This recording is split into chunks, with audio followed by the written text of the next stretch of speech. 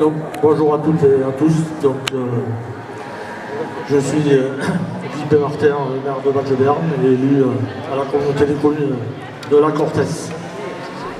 Donc, juste une petite présentation succincte de notre intercommunalité. Donc, elle a vu le jour au 1er janvier 2014. Elle est composée à ce jour de 60 communes, un peu plus de 53 000 habitants, un peu plus de 20 000 emplois. 200 entreprises de chimie fine sur notre territoire, 15 laboratoires de recherche, un peu plus de 700 commerces. En ce qui concerne l'économie, les 25 zones d'activité, avec en son sein 4 pépinières d'entreprises. Et depuis la mise en place de la loi NOTRe, cette loi a transféré des compétences à certaines collectivités. Donc aujourd'hui, en ce qui concerne l'économie, c'est une compétence de la région et les intercommunalités, par le biais de conventions, peuvent, avec la région, s'engager à accompagner ce type de dossier également. Donc, en ce qui concerne la communauté des communes de la Cortès, nous sommes en train de travailler sur une convention qui va être signée pour continuer à intervenir comme on le faisait par le passé. Donc, les compétences de la communauté des communes en ce qui concerne l'économie, elles sont aujourd'hui liées sur l'investissement immobilier, pour tout ce qui touche à l'industrie, l'artisanat et le commerce, et également le tourisme. L'agriculture, on est en pleine réflexion, puisque mon prédécesseur au micro a parlé de l'histoire de ce bassin, et le bassin de lac a quand même une place primordiale au sein de notre intercommunalité. Et sur la seconde marche de l'économie, on trouve quand même l'agriculture. Donc l'agriculture, depuis la mise en place de la loi NOTRe, est intégrée dans l'économie à tout niveau, que ce soit à la région, au département ou au sein de nos intercommunalités. Donc, avec les moyens qui sont les nôtres, là aussi, on essaie de réfléchir à ce qui pourrait être fait pour l'agriculture. Pourquoi je parlais de pépinières d'entreprise? Il y en a 4 sur notre territoire, donc une à Artix, une à Monéan, une à Biron et une autre à Arthès.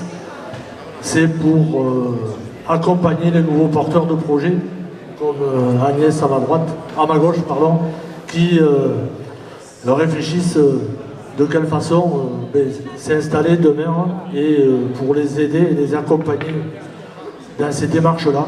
Donc ces pépinières ont été mises à disposition avec des loyers modérés, justement sur cette phase de lancement, pour aider ces nouveaux porteurs de projets à mettre le pied à l'étrier. Il y a également, donc, au sein de ces pépinières, bien évidemment, c'est aussi un lieu d'échange, puisqu'il y a plusieurs porteurs de projets et ils peuvent échanger entre eux dans ce domaine-là. Au sein de nos services, il y a aussi des agents qui sont en capacité de répondre à toutes les sollicitations pour orienter et donner les bons conseils aux différents porteurs de projets par rapport aux investissements et leur ouvrir aussi les portes des financeurs potentiels qui existent pour continuer à se développer. On travaille aussi sur la mise en place du campus des métiers avec l'UPPA et les lycées qui sont sur notre territoire. Donc on a plus particulièrement par rapport aux besoins qui émergent sur notre territoire décidé de lancer des formations spécifiques pour la rentrée scolaire prochaine sur plus particulièrement le lycée d'Orthès et le lycée de Mourens, en ce qui nous concerne. Il y a aussi, pour travailler en étroite collaboration et en partenariat avec tout ce qui existe sur notre bassin de vie, un représentant de l'intercommunalité qui siège au sein de chaque conseil d'administration des lycées et des collèges. C'est un lieu d'échange où on peut entendre les besoins de ces sites-là, même si on n'a pas la compétence des collèges et des lycées, mais pour mettre en place des partenariats, comme par exemple ce qui s'est fait depuis un an avec le lycée agricole d'Orthez et la maison familiale et rurale de Mont pour la plantation ou chez des particuliers ou pour des collectivités qui ont fait le choix de s'engager dans cette voie-là. Pareil pour les autres lycées et collèges. Donc nous sommes porteurs d'un message et chaque fois qu'on le peut, la collectivité accueille des stagiaires au sein de son entité pour qu'ils voient aussi de quelle façon fonctionne une collectivité. C'est pas simple, hein. On a plusieurs compétences et il faut trouver une articulation entre les uns et les autres pour que tout le monde s'y reconnaisse et trouve sa place. Donc, hier, par exemple, en ce qui concerne l'agriculture, hein, la communauté des communes de la Cortès a décidé d'accompagner la démarche des marchés de producteurs de pays. Donc, le premier de la campagne 2024 avait lieu hier au niveau de la base de loisirs de notre intercommunalité sur les communes d'Orthez, Biron et Castétis. Pour promouvoir cela, c'est notre territoire qui avait été choisi par la Chambre régionale de l'agriculture pour un point de presse pour démarrer cette campagne.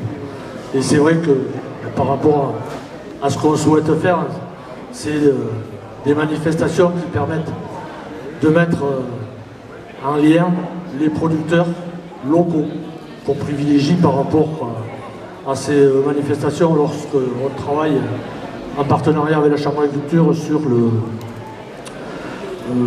l'attribution de ces marchés. La priorité pour nous, c'est de choisir les producteurs de notre territoire avant de regarder si, quand le besoin n'est pas couvert, si on n'a pas besoin d'aller les chercher ailleurs. Et on peut dire en plus que par rapport à ça, les 3 plus gros marchés de notre département sont chez nous, puisqu'il s'agit de celui de la base de loisirs, celui qui est organisé sur la ville d'Orthez et sur la commune de Montner.